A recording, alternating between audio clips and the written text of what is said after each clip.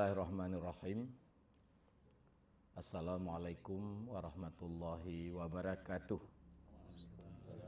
Alhamdulillahirabbil alamin. Asyhadu an la ilaha illallah wahdahu la syarikalah.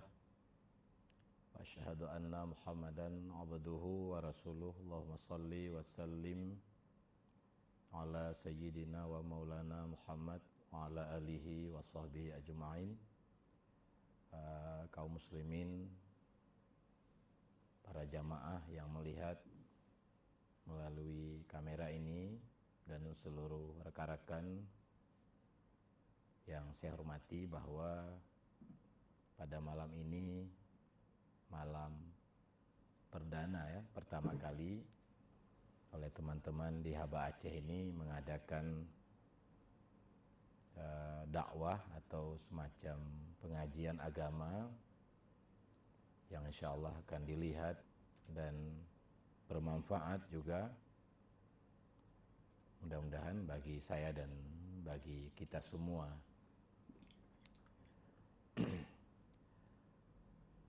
Pada malam ini pertemuan kita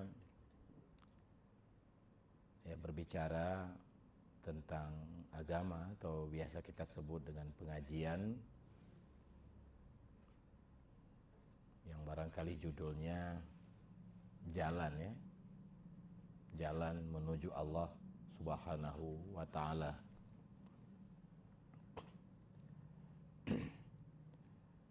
Pertama, perlu kita ketahui bahwa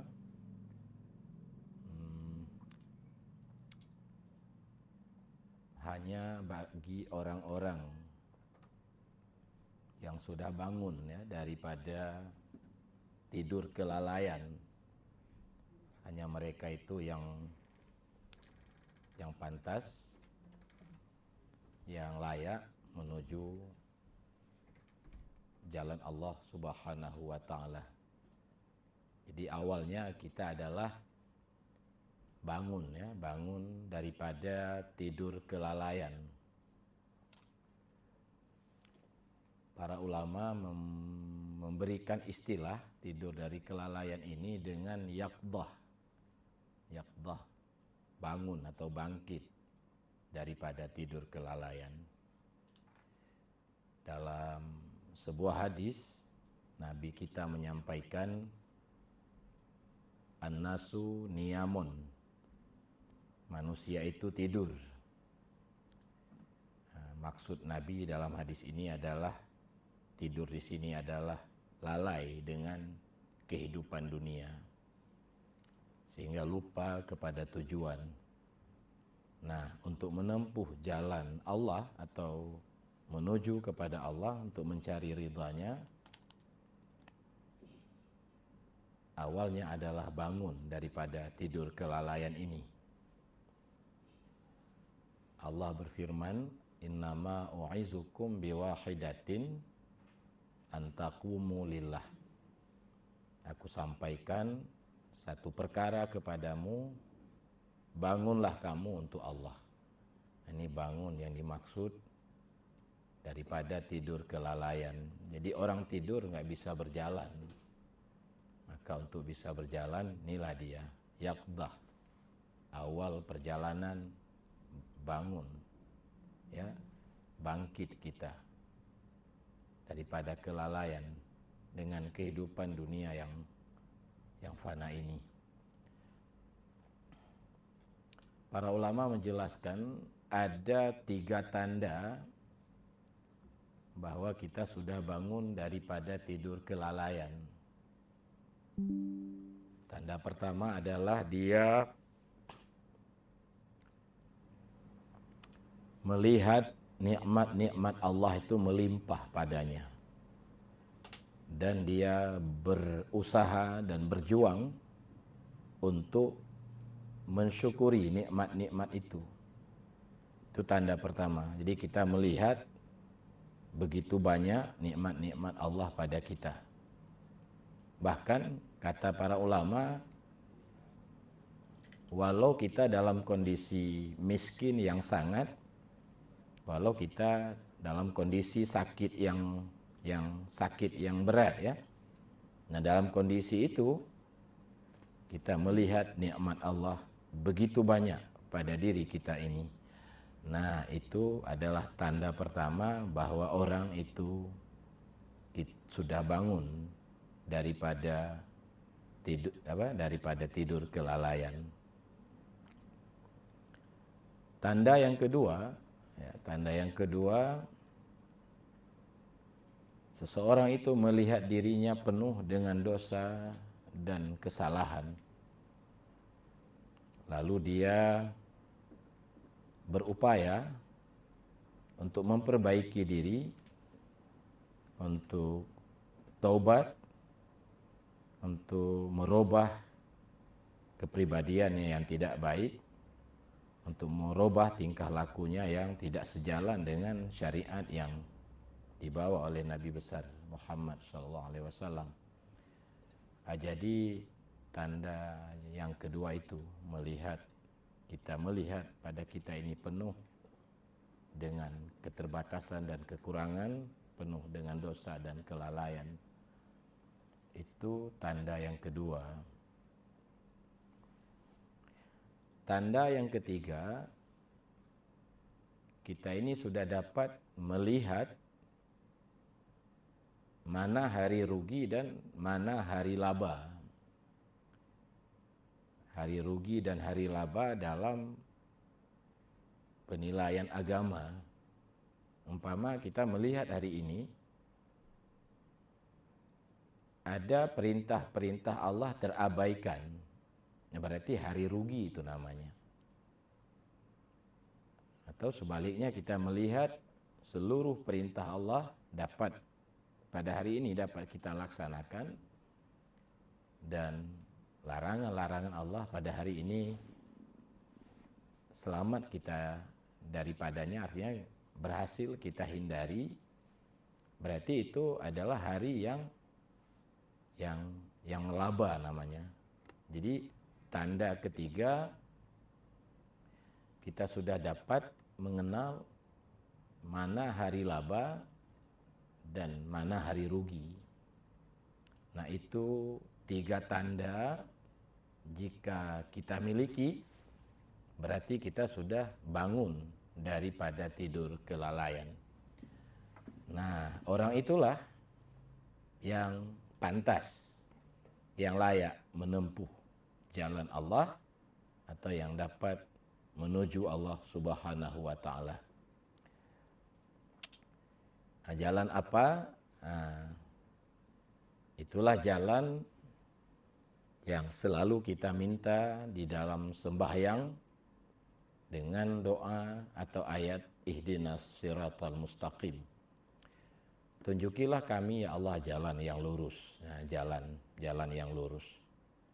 Nah, hanya orang yang sudah bangun tadi baru bisa menempuh jalan ini, dan jalan ini tidak mudah dilalui, maka disyaratkan harus bangun dulu dari tidur kelalaian. Para ulama menjelaskan seperti dalam tafsir Al-Quran tentang pengertian ihdinas siratal mustaqim. Itu dijelaskan di sana bahwa siratal mustaqim itu bermakna jalan yang amat panjang dan sangat jauhnya dan sangat sukar dilewati.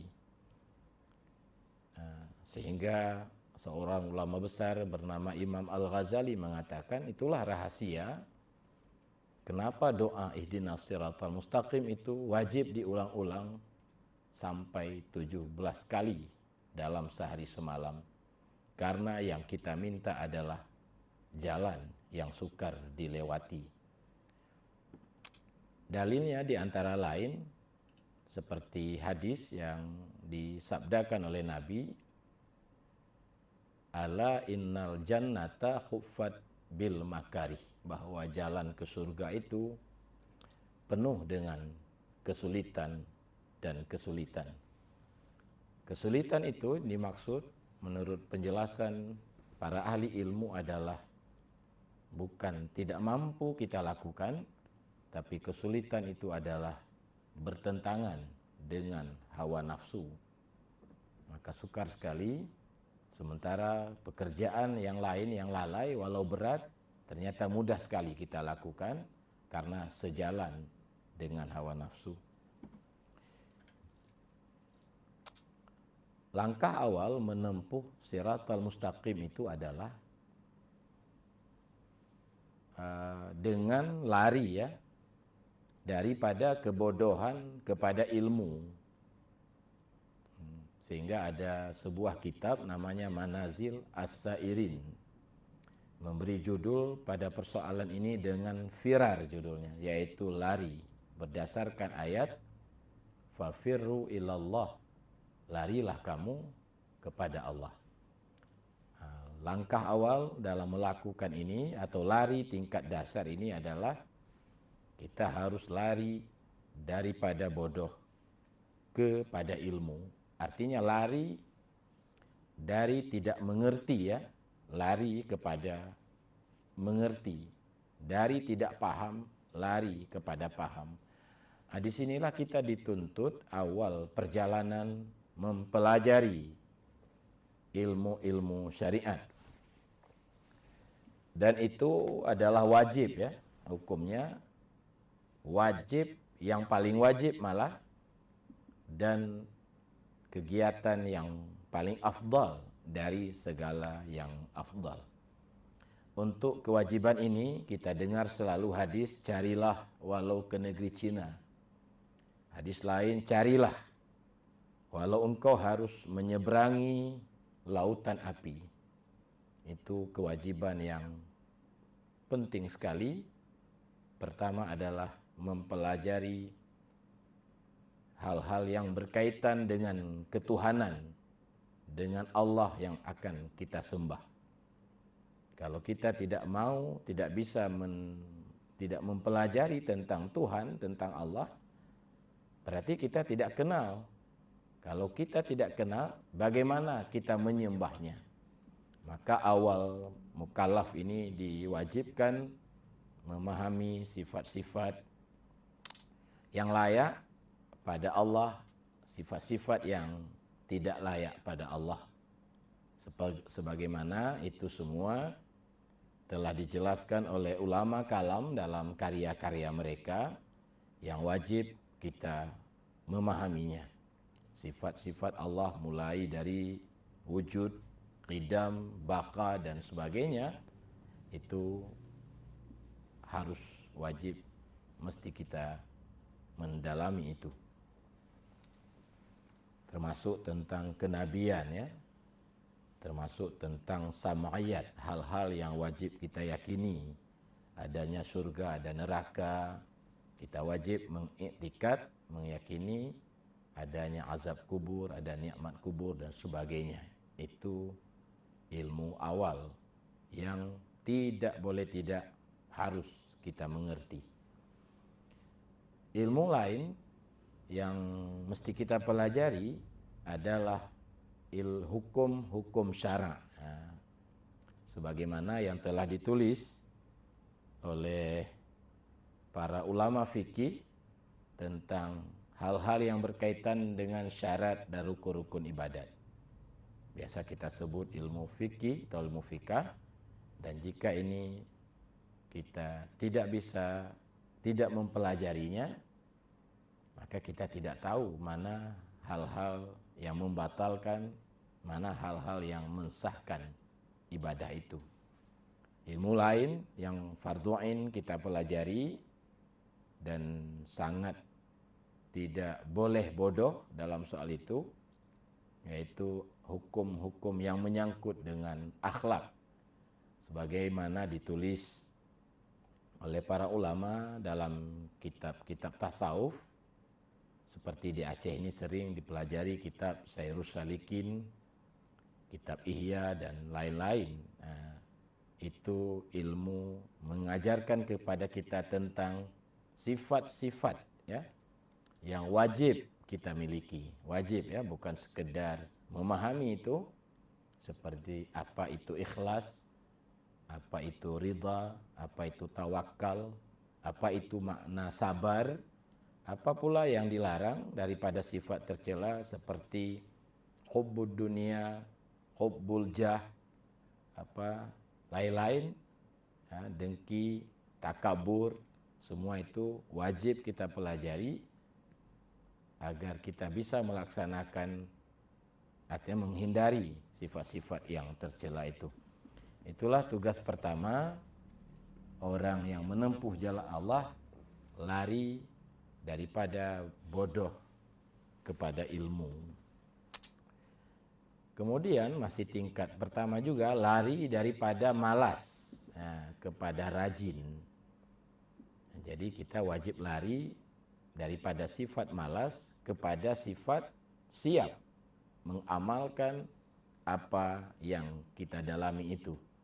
Nah, dengan demikian kita sudah dapat dua, ilmu dan amal namanya, ilmu dan amal.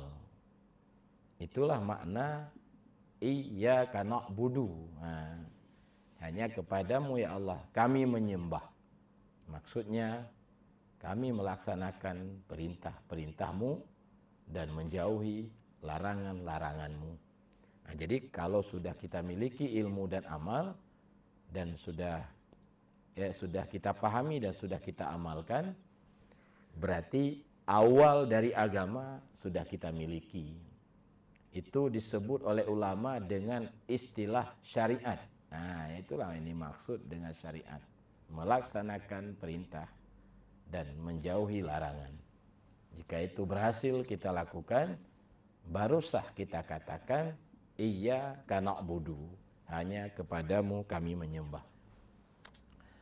Baik para pendengar yang mengikuti ceramah singkat ini, kita tambah sedikit lagi. Setelah itu tugas kita selanjutnya adalah lari. Ini masih perjalanan nih, karena mustaqim itu panjang ini.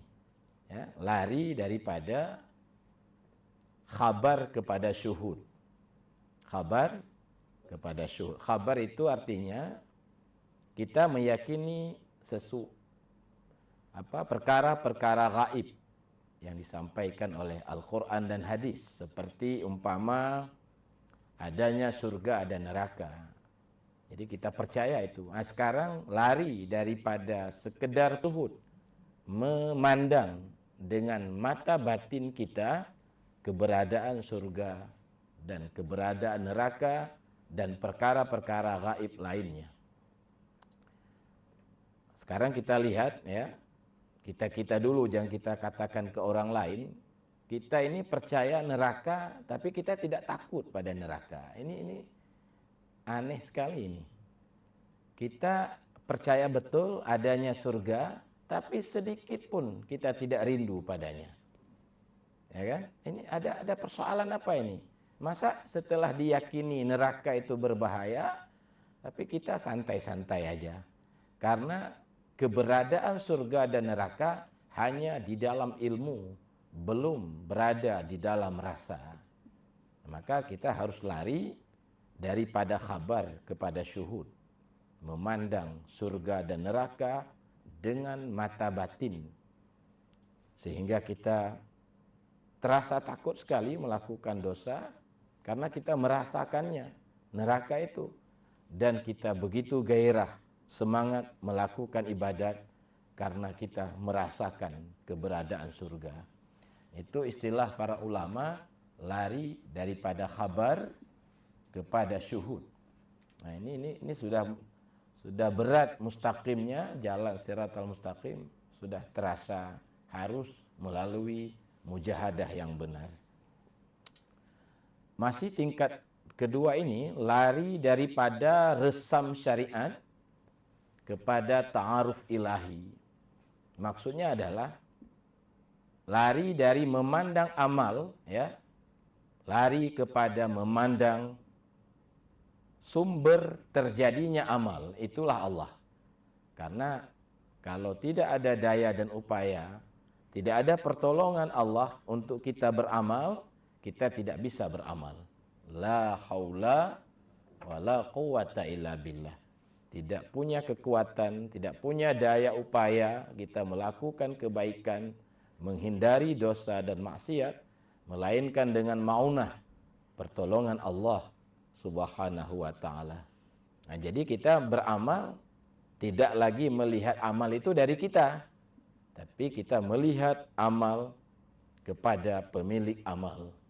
Disitulah sumber cinta. Nah, itulah baru datang ke dalam batin kita yang namanya mahabbah, ya, cinta. Karena kita keahlian yang kita miliki ternyata bukan dari kita. Ibadah yang begitu banyak yang kita lakukan ternyata bukan dari kita. Dari mana? Dari Allah. Datanglah cinta dan rindu. Beda pada tahap pertama. Kita masih melihat kita. Kalau kita banyak beramal, kita melihat kita ahli dalam beramal. Padahal kita ini adalah karya daripada Sang Pencipta. Nah, disinilah datang rindu dan cinta ke dalam batin. Makanya Bapak-bapak, para jamaah sekalian, mudah sekali ngomong cinta, ngomong rindu pada Allah, tapi kenyataannya sukar sekali kita mendapatinya. Kita lebih cinta kepada teman-teman kita malah. Kita sanggup ngobrol berjam dengan mereka, tapi kita nggak sanggup dengan Allah 10 menit. Ya, jadi lebih cinta kita kepada teman-teman kita sendiri. Maka di sini perlu lari daripada resam, ya, bentuk-bentuk amal kepada melihat ta'aruf ilahi, ya, sumber amal itu. Nah, makanya atas dasar itulah datang mahabbah, datang ikhlas ke dalam batin kita. Disitulah kelezatan ibadah bisa diperoleh. Karena tidak mudah mencapai kelezatan. Banyak orang beribadat, tapi sedikit sekali yang bisa memperoleh kelezatan ibadah.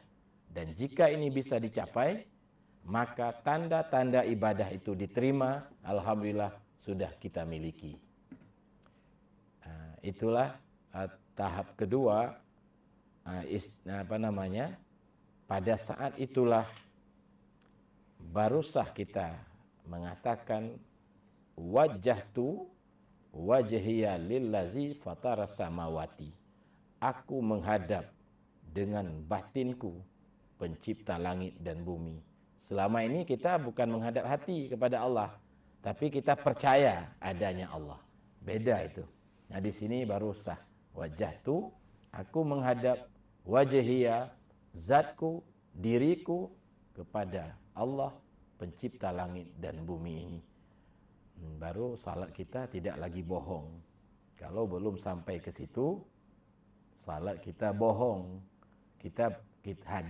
Hati kita hadap ke dunia, tapi kita mengaku menghadap Allah.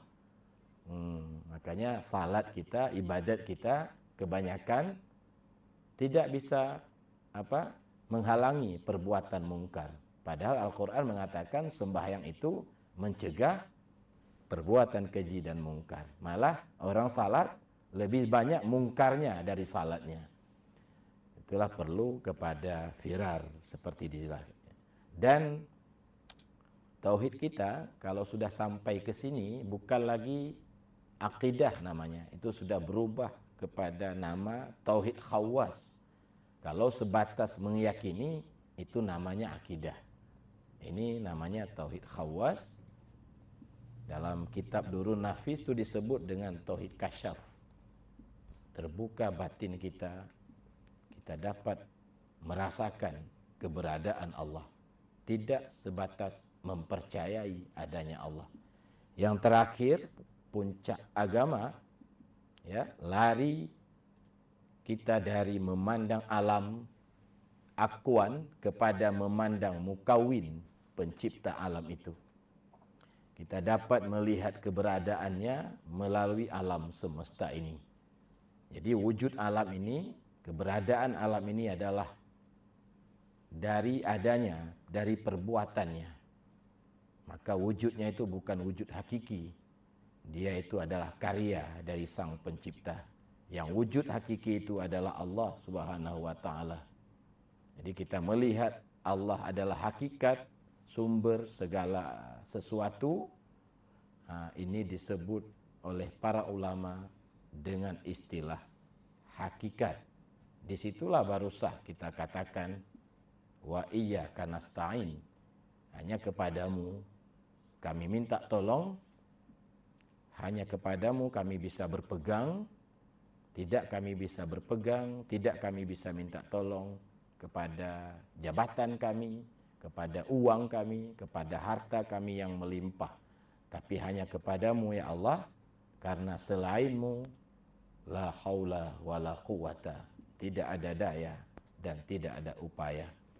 Itulah Bapak-bapak, baru agama kita sudah terdiri daripada iyyaka na'budu dan wa iyyaka nasta'in. Itulah makna ihdinas siratal mustaqim.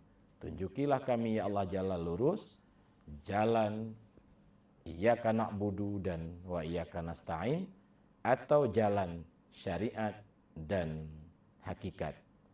Ulama mengatakan bersyariat saja ya tidak berhakikat, maka kita fasik. Berhakikat saja tidak bersyariat, maka kita zindik. Itulah makna ihdinas siratal mustaqim. Barangkali itulah gambaran ya daripada perjalanan yang harus kita lalui, dan sekali lagi saya sampaikan itu bukan perkara mudah. Butuh kepada himmah yang kuat, butuh kepada zikir yang banyak dan syarat-syarat yang lain yang insya Allah akan kita sampaikan nanti di lain kesempatan.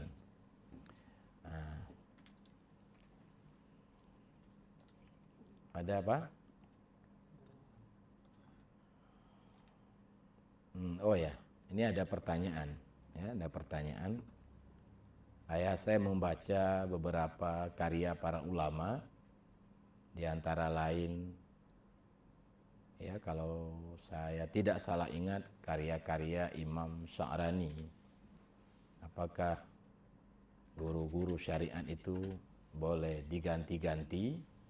Saya juga mendengar daripada para ulama di dalam berhakikat ya itu tidak boleh banyak orang yang memimpin kita. Kita sedang berobat ya, jangan banyak dokter.